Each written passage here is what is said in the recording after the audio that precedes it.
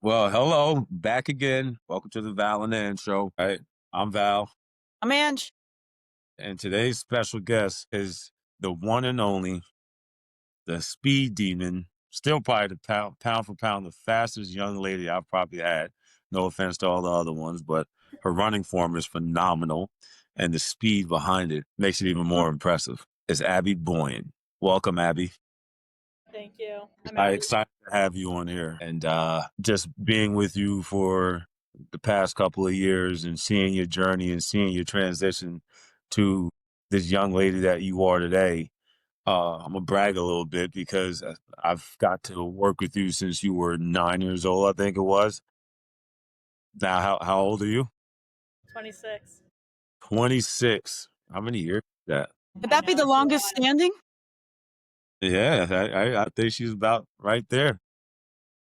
And it's just exciting because no matter where I am, she's going to find me. And we have our conversations from the life to the sports to time, both in reality. You know, for somebody I can put through the ringer and still make her laugh while I'm yelling, um, is a plus. So, I would love to tell her journey, but I want her to tell her journey. And, coming from Spring Lake to playing soccer at Ranny, where I still to this day think I should have put a lacrosse stick in her hand because she was so athletic. To whatever sport she decided to do, she could have played. And then taking her talents to the University of Georgia, where we roll dogs. Rutgers might kill me for that, but we're going to roll dogs in this national championship and get an opportunity and chasing the dream of playing professional soccer. Right. So just a little bit about you, but I want you to tell the audience, right, and fill everybody in about your journey, and what it takes to just be an athlete, period, but also a collegiate athlete, and then going on a professional level. Yeah. So hi, I'm Abby Boyan. I grew up in Spring Lake playing for both PDA and then going to school at Ranny. And then when I was a sophomore, I committed to play at Georgia, where I spent 5 years there because I had my COVID year. I had a pretty good career. I loved it. I loved every second of it. And then I ended up playing 2 years overseas in Denmark and Iceland. And now I play pro in the NWSL in Utah. So that's a little bit about my soccer journey. So I'm going to start. I just want to eat it up for breakfast here. What would you say is your favorite part of being an athlete? I'd say the competition every day.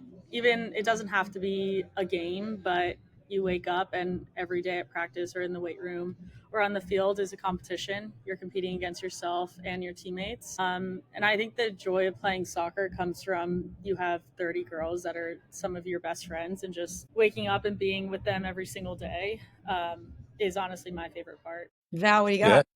So you talk about competition, right? And you've trained with me for a while, and you train, like you go and play when you come home. How do you find your way to in training personally at this time to find a competitive level within yourself every day to get up and say, okay, I'm going to give it my all right, but I got to raise that level of expectation. How do you find that? I think personally, in my professional career, I'm not where I want to be right now. So I think every day I wake up and I want to be better. I have to be better to be where I want to be. Mm-hmm. So I think that's the simplest answer for me is I wake up and what I have been doing hasn't been good enough for what I want. I want to keep getting better. I want to play more. I want to be a bigger name in the league. So I think that just honestly pushes me every single day to lift more, run faster, play more soccer, all of that, just to kind of reach my personal goals in the professional world. And I get to see it first and forehand because as older as you get, I'm always seeing that athlete that's always hungry. And we say it all the time in the gym. If you're not hungry enough, today is not your day. And you can see the change in some. You can see the positive change in some where they say, okay, nah, I'm not gonna settle for that. I always want more. And I can see that in you because I can put you up against any of the boys, and then you see that grit in your face. Was like, I am not about to let this kid beat me, or Val's going to let me have it for the next 3 days. And she knows I'm going to push you. And I'm just like, well, what happened on that one sprint when you decided to let him beat you? you know, and, I get to see that grit in your face. But there's something that happens internally with you where you refuse to lose, but you raise that level of competition internally. If you were, and I think this is a question that arrives to a lot of us. What would you tell your 15, 16, 17-year-old self talking side by side with yourselves now? What would you tell yourself back then? Train Right? harder. Train harder. Right? I always thought you trained extremely hard. So I stand think I did, or I did, but I think just getting to this next level, like growing up and getting older, like you just keep doing more and more and you learn more about yourself. And even in college, when I got everything I wanted, I got every award I ever dreamed of, I was still pushing to be better because I knew there's There was more. other people. Yeah, there's other people better than me. There's things even in my own game that I could have been better at. So regardless of me not being where I want to be in my professional career, even in college when I had what I wanted and it's where I wanted to be, there was still more that I could have given to myself and to my team. So I think just the internal battle pushed me each day. It's funny that you say that because I remember the conversation. And I remember the conversation like yesterday, and you come up with, and whenever somebody talks about wanting to quit or wanting to do more or wanting to do better, and I think of you in the limelight when there was opportunities for you to go elsewhere. And I think you remember this, where I think I want to transfer. Why do you want to transfer? Because I want to take my game to another level. All right. And you think by putting yourself in a room full of wolves, in a room full of alpha wolves is going to make you better. The grass is not always greener on the other side, yes? Yeah. Right? But the joy that comes behind it, which I'm proud to say you stood in there and you made everybody else better. And that's such a reward. Like that's like a huge success for you to take a program that was subpar, you'll say, Yeah. right? And you made it better, but you made everybody else around you better because accountability, right? We're doing a leadership symposium in January.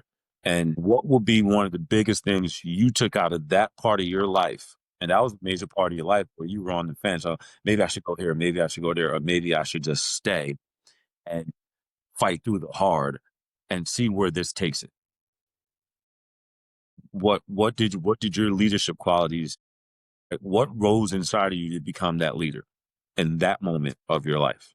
Yeah, I think everyone always says you're only as good as the people around you, and especially being on a team sport. I can play as good as I do or want, but if the other 10 girls around me don't, or if I don't and one other person does, it's not going to really make a team success. And at the end of the day, that's what soccer is. You know, you can get all these individual awards, but if your team doesn't perform, it's very hard to get those.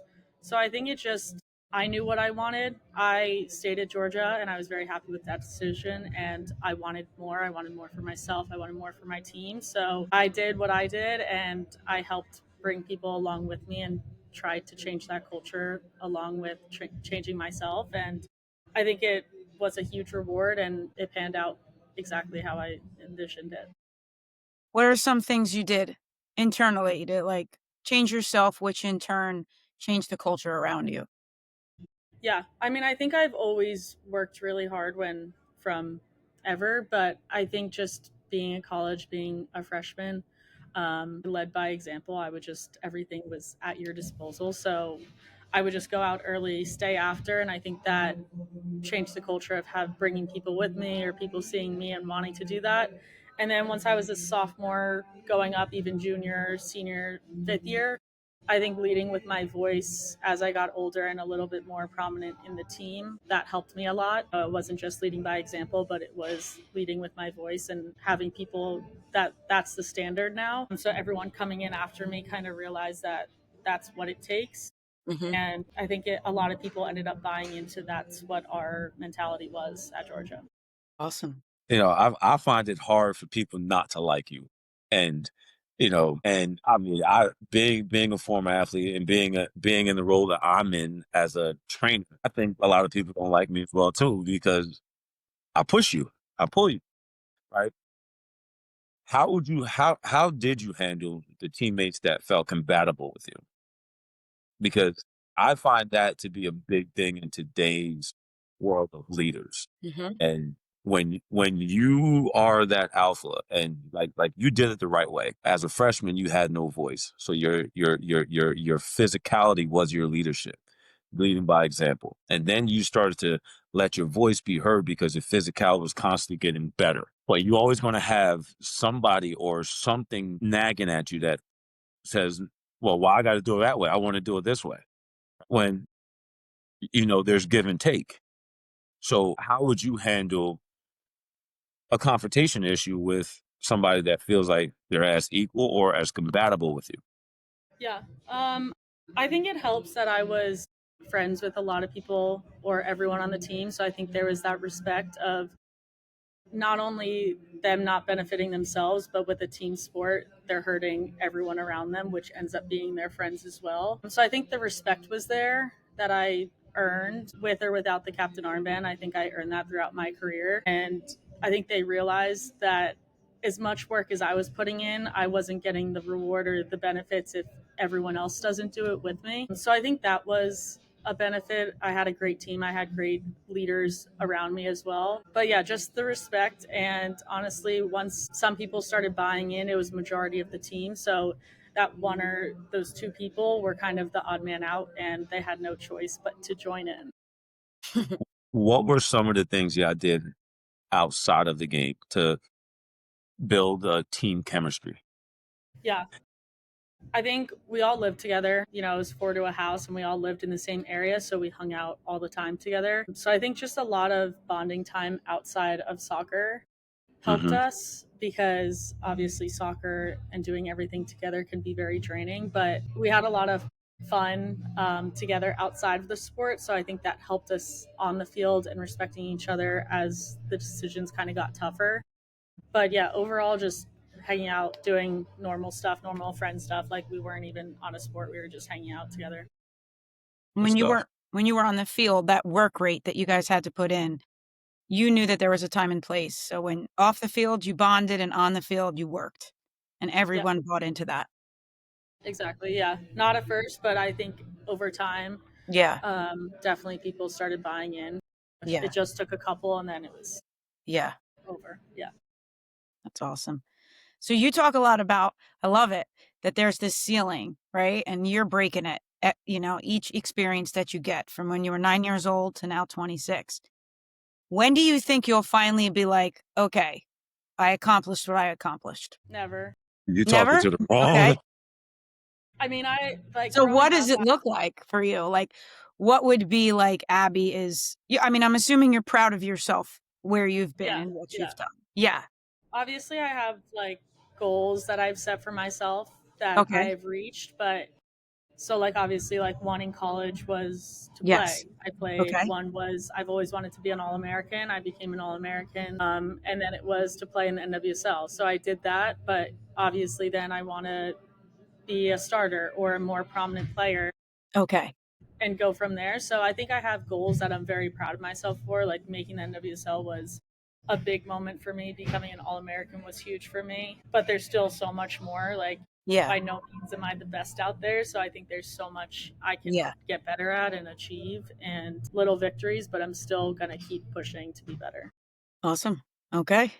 I You love made me that. want to go back to the gym right now and do more with you. Like, Yeah, you're making me Yeah. want to go to the gym. yeah, like that's just your attitude. And I've been talking about this for a while now. Just listen, we finally got her home, and my all right, screw it. Let's just go get her on the podcast, because no matter what, and I've seen you laugh, I've seen you cry. The hunger that lies inside of what you say, it all comes back to me to saying that you want more. But at some point in life, like there's going to be a point where I'm like, okay, and I don't see that for you, and I'm not like what's the word? What's the person like? I guess like a visionary, like, but I don't see you stopping. because of one, how you take care of yourself, two, how you carry yourself, three, how you have developed to be such a force and you don't even think about it. That young girl that trains next to you in the morning, she asks you a ton of questions, but she idolizes you. She's like, "Is Abby coming today?" I'm like, "I don't know." I'm like, and then all of a sudden, Abby walks the door and she's like glued to you. That's just, I guess the word nowadays is aura. Like you have that Vibe, positive. Oh, vibe.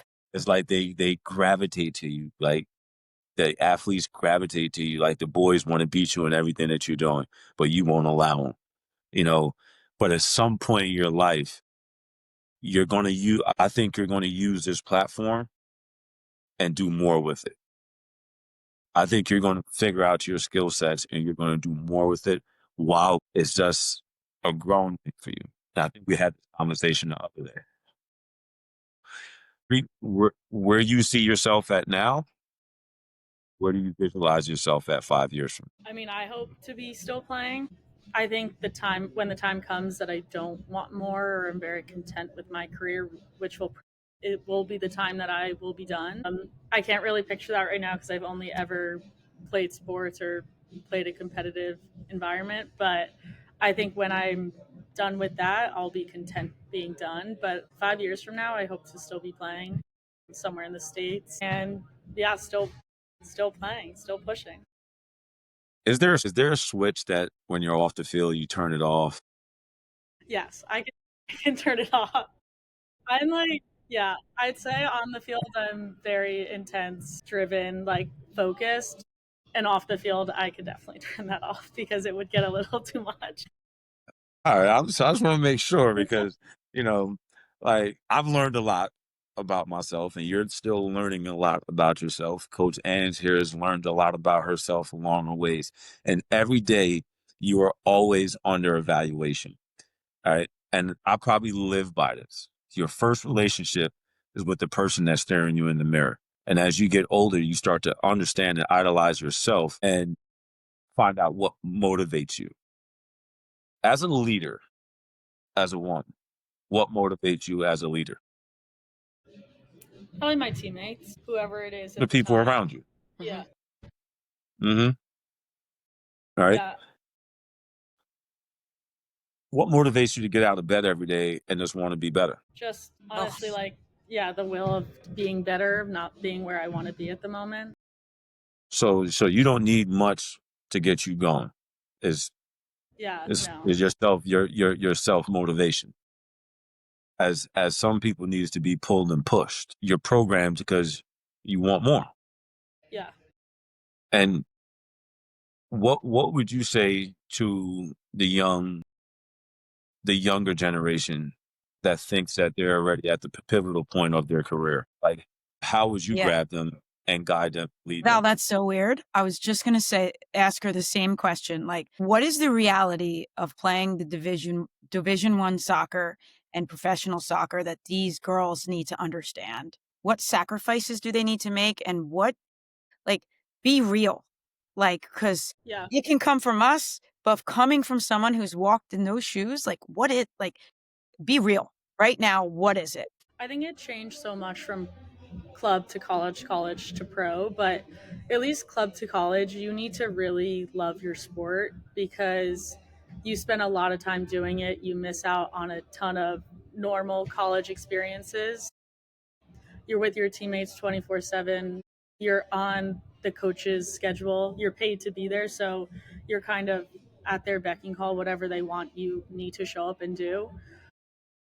So I think if you don't love the sport, if you aren't happy, or most of the time, you're not going to be happy all the time, but going to practice, going to meetings, missing out on all types of stuff, it might not be for you, or you might have to go to a school that isn't focused on that sport. Because I've seen some of my best friends, some of my teammates have dropped out or quit their sport and just became a college student, which is fine. That's their decision. But I could definitely tell if you don't like it, it's way too much of a commitment to continue on with it. Personally, I loved it and I continue to love it. But I think also now becoming a pro and it's technically my job, I've learned so much more to take a break from it because at least school I had living with my best friends, and I had school to worry about and kind of take my mind off soccer. But now it's 7 to 3, some sort of soccer with the same people, and then you go home and you kind of have to recover, relax, get ready for the next day. So you have no break when it becomes a professional sport. Mhm. And I think that has really taught me to shut my brain off and find a hobby or find a different activity that allows you to take a break from your sport, because I love playing soccer. I love everything about soccer, but at some points it does take a toll. Like, it's not easy. So just finding something else that you enjoy is Yeah. a huge benefit. Awesome. So what do you do outside of soccer? I would So love. I'd love I think to. I asked you this the other day too. yeah, so I actually ended up getting my master's because I what worked in college was the school aspect. Not saying that I love school, but it was a nice way to turn my brain off, and soccer obviously came a lot easier to me. So I was like, oh, perfect. This is huge. Like, I get to use my brain doing something else. So for the past 2 years, which is when I was overseas, I was getting my master's in finance, which helped me fill the time and take my focus off soccer. And then, other than school, I like to just hang out with my friends. So ideally, it's when they're close in proximity to me. But other than that, my friends and family are a huge part of getting away from soccer. Family is awesome too. And You have a lot. siblings, Abby? I have 3 siblings. Yeah, yes. Okay. Are you the oldest? I'm third. Third? Okay. Yeah, All so I'm right. almost the baby. Okay. Yeah, yeah, not almost. Tommy got. Yeah, yeah. I have What's a your little favorite brother. restaurant around? Be careful. What's your go-to? Be careful, Abby. Have Your you been dad's close by. to Masudo's? No, that Yes. I'm not saying my dad's. You have What's your been to dad's? He has restaurants in New York called PJ Clark's. Okay. Yeah. Cool. No, I like Masudo's though. Pork chop Masudo's is where I had my rehearsal dinner. No way, really? Yeah. Yeah, I Yeah. love that place. Yeah. It's great. Very How cool. about you? Mine to toss. I love La Mondina down here. That's a good one. Yeah, La Mondina's good. I like the Butcher Block. Okay. That's a I've good actually only one. been there once. Yeah. Cousin owns that. Nice. Yeah. So yeah, that's my La Mondina is like my favorite. Like my favorite. That's a good one. Yeah, Good it's a good choice. one. So and then the new one in Spring Lake you gotta go to. Olea. Did you hear about that? I have heard about that. Yeah. I have not been though, but Yeah. yes, I know exactly where it is. Yeah. It's supposed to be cool. So just to touch upon what you were just saying, which was really great advice for an athlete, as far as like, Val and I joining forces to talk about the mental health portion. Like, I love to pick athletes' brains along the line of like, how much did they focus on your mental health and how much work do you put into it? Yeah, so we had team meetings, I guess, and Okay. then if you wanted to or if you were asked to, you would do individual mental health meetings. Okay. I only did the team. That's I'm okay. sure. Yeah. Yeah, I did the team ones. That was more like team based, like how you respond to the coaches, stuff like that. So I think that was really good. That was like kind of a group discussion Yeah. on just like what to do when situations get tough. Yeah. So I think that was really good for the team. It kind of helped us get to know everyone, and then we were kind of all in the same boat that we got to discuss Yeah. what was going on. So I think, especially now, it's definitely a huge focus. Even at Utah, we have the same thing, team and individual, that are both mandatory. So I think it's just a good check-in. Mhm. The team is the team, and then individual, you kind of just bounce ideas off each other, just a quick Yeah. 30-minute conversation. So I think it's very important. Yeah. So it kind of teaches you, we talk a lot about like emotional intelligence, being able to reflect. I'm sure they talk a lot about that, being self-aware. Like, why are you feeling a certain way? Was there a point in your career or so far in the 26 years of being Abby that was a tough moment that you got through that you could share? Yeah, I would say, um, I know this is like very entitled, but I never really was told no in my soccer career until after college when I didn't get drafted. And I think that was the hardest thing for me because I had such a good college career that I felt like I set myself up so well for that moment, and it didn't happen. And I think that was like the first time I was told, like, no, you're not good enough, or no, you can't do that right now. And then obviously I went overseas to play 2 years, and now I'm back to where I want to be and where I wanted to be out of college, where I thought I was ready. Mm-hmm. So I think that was the hardest part, because even just then that comes into the comparing resume to resume or profile to profile. Mm-hmm. And I'd watch the draft and I'd see the last round, and the only accolades they would say about someone would be academic stuff, and I'm like, that has nothing to do with your soccer ability. Like, that then definitely was like a downward spiral, where it's like I had all these soccer accolades, and these last 10 people have academic first team, and I'm like that's the best you could say about that person? That makes no sense.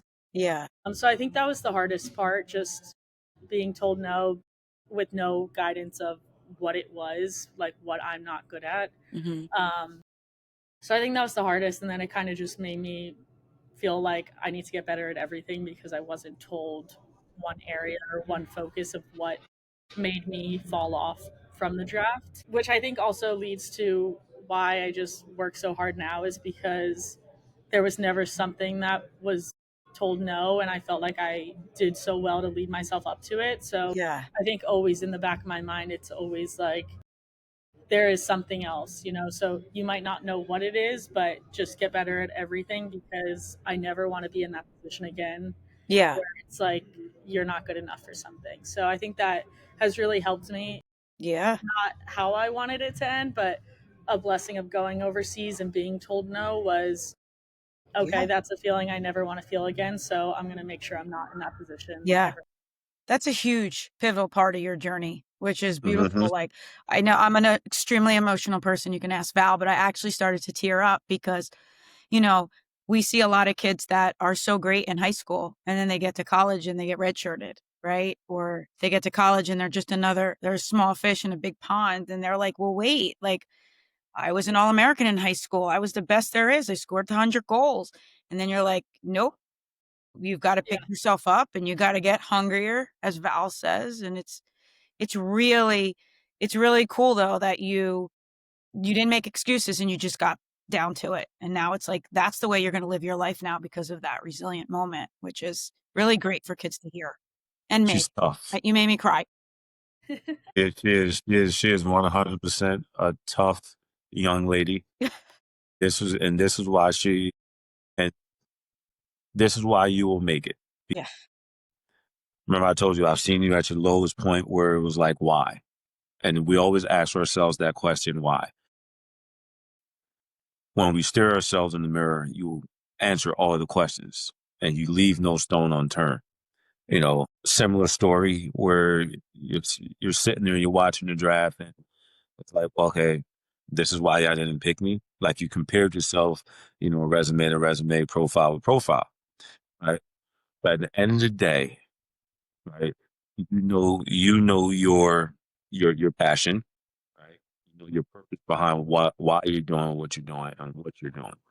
And the hunger that I see inside of you, even when you got told, okay, I'm not good enough, it was like, yeah, okay, well, now you gave me more motivation. My, one of my favorite athletes is Michael Jordan. Said all you could do is win scoring titles. You could never win championships. You're going to push yourself to put yourself in a category where they're the greats.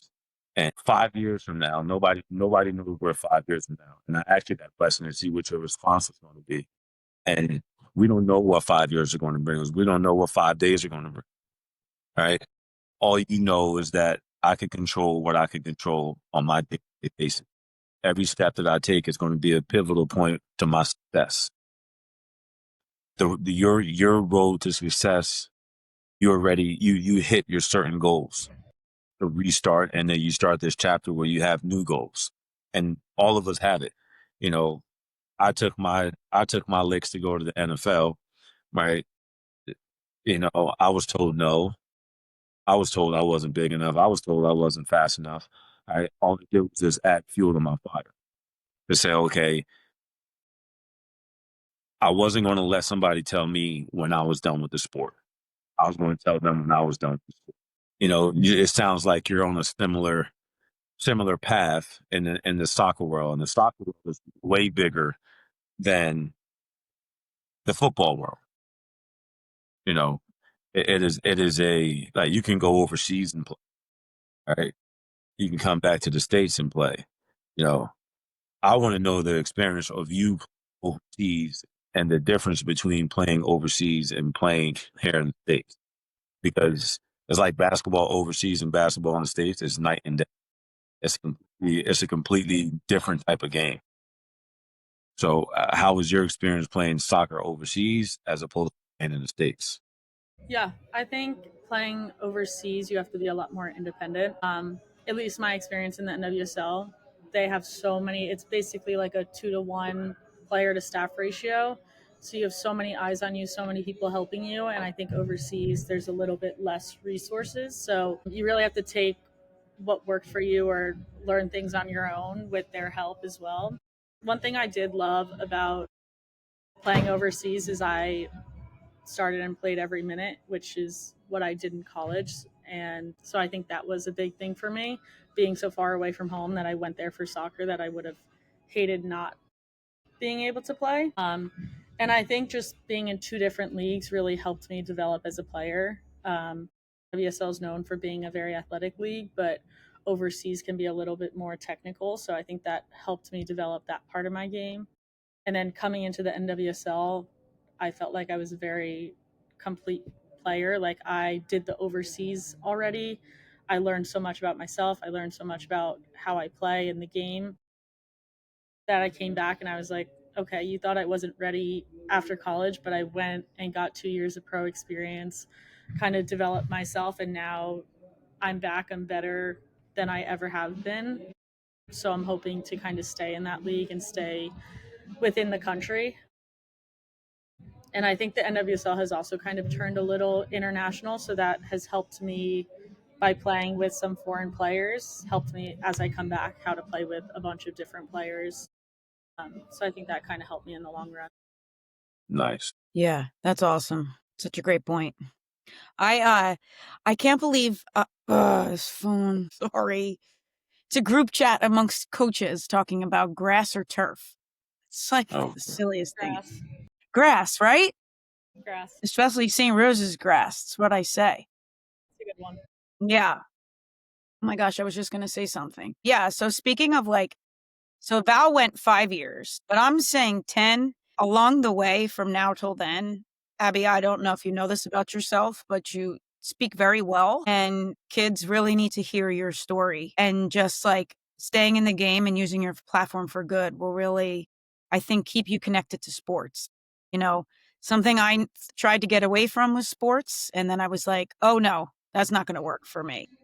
I'm a coach through and through, and athletics runs the world. So let's go. So as you navigate this, keep your eyes and ears open for those opportunities, because you can really leave your legacy even further with your work ethic and the way you speak, and the simplicity of you is what the world needs.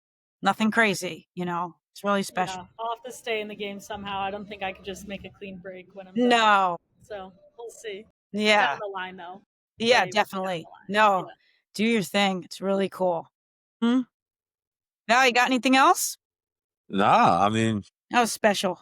yeah, she advocates a lot to me throughout the week. So it's like we have our conversations, Yeah.